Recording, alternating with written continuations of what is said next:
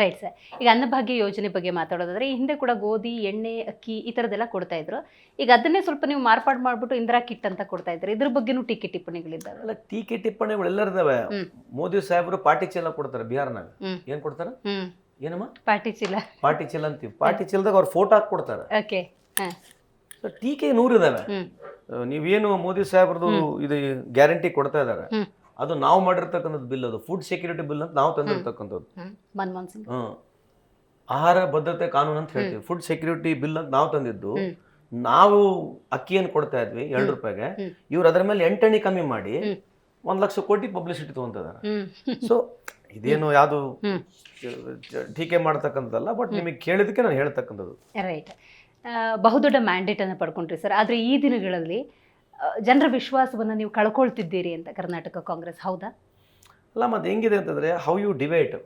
ಏನಾಗುತ್ತೆ ಅಂತಂದ್ರೆ ನಮ್ಮ ಅಪೋಸಿಷನ್ ಲೀಡರ್ಸ್ ಏನಿದೆ ಅಂತಂದ್ರೆ ನನ್ನ ಪ್ರಕಾರ ಒಂದು ಅವ್ರಿಗೆ ಭಾಳ ಅಡ್ವಾಂಟೇಜ್ ಇದೆ, ಎಡ್ಜಿದೆ. ಅವರಿಗೆ ಎಡ್ಜಿದೆ ಅಂತಂದ್ರೆ ನಾನು ಐ ಆಲ್ವೇಸ್ ಫೀಲ್ ಅವರು ಕಾಂಟ್ರವರ್ಸಿ ಇಶ್ಯೂಸ್ನಲ್ಲಿ ಗೇನ್ ಆಗ್ತಾರೆ.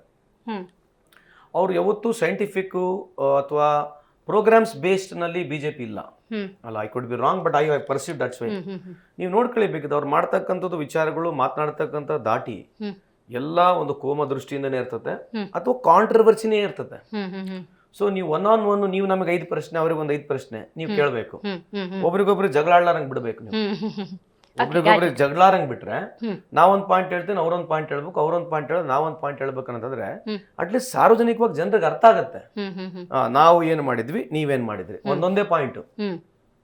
ಅಂದ್ರೆ ಈ ಒಂದು ಪರ್ಟಿಕ್ಯುಲರ್ ಕ್ಷೇತ್ರ ತಗೊಂಡ್ರೆ ಇದನ್ನ ನಾವು ಮಾಡಿದ್ವಿ, ರೈಟ್. ನಮ್ಮ 5 ವರ್ಷ ಅವಧಿಯಲ್ಲಿ ಏನಾಯ್ತು, ನಿಮ್ಮ ವರ್ಷ ಅವಧಿಯಲ್ಲಿ ಏನಾಯ್ತು, ಹೌದು, ಅದು ನಾವು ಮಾತಾಡ್ಬೇಕು, ಜನ ನೋಡ್ಬೇಕು. ರೈಟ್. ನಮ್ಮಿಬ್ರು ಗುದ್ದಾಡಕ್ ಬಿಡಬಾರ್ದು, ನೀವು ನಡುಕ್ ಏನು ಮಾತಾಡಬಾರ್ದು. ನೀವು ಮೊದಲೇ ಪಾಯಿಂಟ್ ಫಿಕ್ಸ್ ಮಾಡ್ಬಿಡ್ಬೇಕು.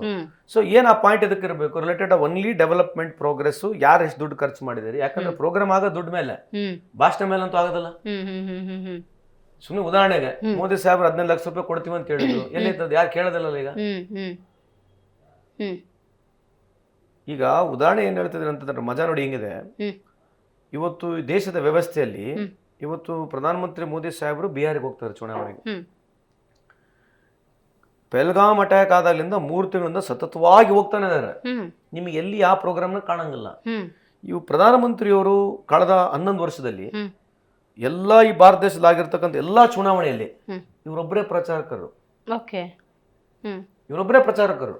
ಅಂದ್ರೆ ಒಂದೊಂದು ರಾಜ್ಯಗಳಲ್ಲಿ 30 ಟೈಮು, 40 ಟೈಮು, 50 ಟೈಮು, 60 ಟೈಮು ಹೋಗೋದು, ತಿರ್ಗಾ ಬೆಳಿಗ್ಗೆ ಬರೋದು, ಹೋಗೋದು, ತಿರ್ಗಾ ಬೆಳಿಗ್ಗೆ ಬರೋದು. ಎಷ್ಟು ಎಲೆಕ್ಷನ್ ಅಟೆಂಡ್ ಆಗಿರ್ಬೋದು ಒಬ್ಬ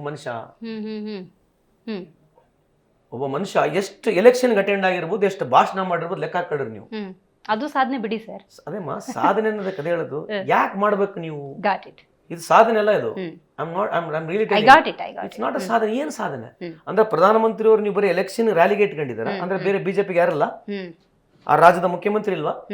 ಹೋಗ್ಬೋದು 1-2 ರ್ಯಾಲಿಗೆ, 3 ರ್ಯಾಲಿಗೆ, ಇಂಪಾರ್ಟೆಂಟ್ ರ್ಯಾಲಿ. ದಿನಾ ಬೆಳಿಗ್ಗೆ ಬರೀ ಅದೇನ ಕತೆ. ಆಮೇಲೆ ಟಿವಿ ಇವರೊಬ್ಬರನ್ನ ಬಿಟ್ಟರೆ ಬೇರೆ ಯಾರನ್ನ ತೋರಿಸ್ತಾರ? ನಿಮಗೂ ಮತ್ತು ಕಾಂಗ್ರೆಸ್ಗೆ ಅಂತ ಸಂಬಂಧ ಬ್ರೇಕ್ ಮಾಡಬೇಡ, ಫಸ್ಟ್ ಕಂಪ್ಲೀಟ್ ಮಾಡು. ಅಂದ್ರೆ ಪ್ರಧಾನಮಂತ್ರಿ ಫೋಟೋ ಬಿಟ್ರೆ ಟಿವಿನಾಗ ಅಥವಾ ಅವ್ರು ಮಾತನಾಡೋದ್ ಬಿಟ್ರೆ ಬೇರೆ ಯಾರ್ದನ ಇದೆಯಾ ಭಾಷಣ? ನನಗೇನು ನುಕ್ಸಾನ ಇಲ್ಲಮ್ಮ. ನನಗೆ ಬಿಜೆಪಿ ಏನ್ ದುಡ್ಡು ಕೊಡಂಗಿಲ್ಲ, ಕಾಂಗ್ರೆಸ್ ಏನ್ ದುಡ್ಡು ಕೊಡಂಗಿಲ್ಲ. ಇದು ದೇಶ ಬಿಜೆಪಿದಲ್ಲ, ಕಾಂಗ್ರೆಸ್ದಲ್ಲ. ಇದು ತಲೆಗಿರ್ಲಿ. ಇದೇನ್ ಬಿಜೆಪಿದು ದೇಶ ಅಲ್ಲ, ಕಾಂಗ್ರೆಸ್ ದೇಶ ಅಲ್ಲ. ಈ ದೇಶ ನಮ್ಮಂತ ಎಲ್ಲಾ ಜನರದೇ ದೇಶ ಇದು. ಸೊ ಸತ್ಯವನ್ನು ಹೇಳಲಿಕ್ಕೆ, ಒಳ್ಳೇದನ್ನ ಹೇಳಲಿಕ್ಕೆ ಅವಕಾಶ ಮಾಡ್ಬೇಕೇ ಟಿವಿ ಚಾನೆಲ್ಗಳು ನನ್ನ ಪ್ರಕಾರ. ಸೊ ನೀವು ಯಾವ ವಿಚಾರ ಯಾವ ರೀತಿ ತಗೊಳ್ತಾರೆ? ನಾನು ಮೋದಿ ಸಾಹೇಬ್ರ ಟೀಕೆ ಮಾಡ್ತಲೇ ಇಲ್ಲಿ ಪ್ರಶ್ನೆ ಕೇಳ್ತಿದ್ದೀನಿ. ನನ್ನ ದೇಶದ ಪ್ರಧಾನಮಂತ್ರಿ, ನನ್ನ ಪ್ರಧಾನಮಂತ್ರಿ, ನಮ್ಮ ಪ್ರಧಾನಮಂತ್ರಿ ಬೆಳಗಾಂ ಮುಂಜಾನೆಯಿಂದ ದಿನಾ ಬೆಳಗ್ಗೆ ಎದ್ದು 50 ಸಲ 60 ಸಲ ಒಂದು ರಾಜ್ಯಕ್ಕೆ ನೀವು ಪ್ರತಿ ರಾಜ್ಯಕ್ಕೆ ಚುನಾವಣೆಗೆ ಹೋಗ್ತಿದ್ರೆ ಇದು ಸರಿನಾ?